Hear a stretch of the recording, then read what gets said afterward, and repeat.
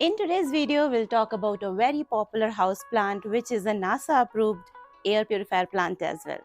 A plant which requires minimal care to grow well and can be grown indoors and outdoors both very easily. We are talking about spider plant. Let's get into details. Welcome back friends, I'm Swati and you're watching Backyard Gardening.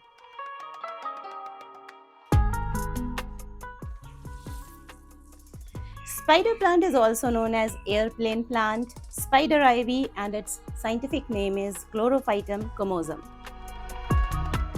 The name spider plant is given to the plant because of the plantlets hanging on long stems look like baby spiders dangling from a web. The plant blooms with white star-shaped flower which develops into baby plantlets.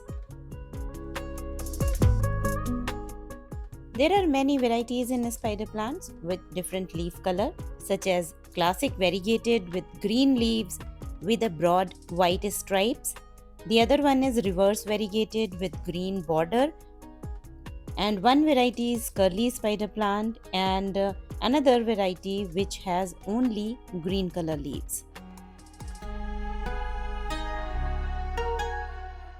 The best thing about growing spider plants as house plants is they are non-toxic and they're very much safe for pets and children. Its growth season is spring till monsoon and they go dormant in fall and winter. And you will see some pest attack as well during its slow season, which is winter and fall. Mostly mealybugs and spider mites are seen. Otherwise, you won't find any pest attack on this plant, especially in monsoon and summers. They are very pest resistant plant. If we talk about its water and light requirement, you can grow it indoors as well as in artificial light. Just avoid keeping the plant in full direct sunlight, which can burn leaves and cause brown tips. So basically, this tough foliage plant grows well in medium to bright light.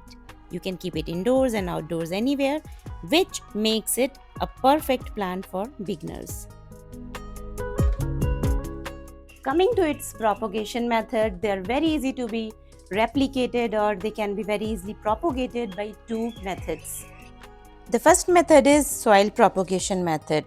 So just place a pot of moist soil next to the mother plant. Pin the plantlets on the soil surface while still attached to the mother plant. Keep the soil consistently moist and cut the connecting stem once the plantlet is established.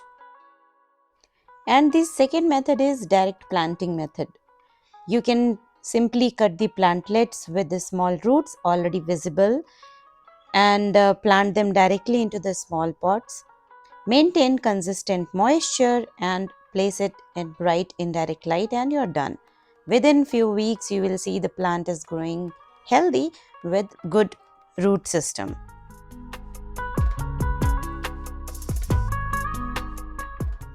I hope you found today's video helpful. Please stay connected because in next video I'm going to show you the propagation methods in detail. I'll show you with results as well. So that's all for today friends. Stay connected and I'll come up soon with one more interesting video. Bye-bye.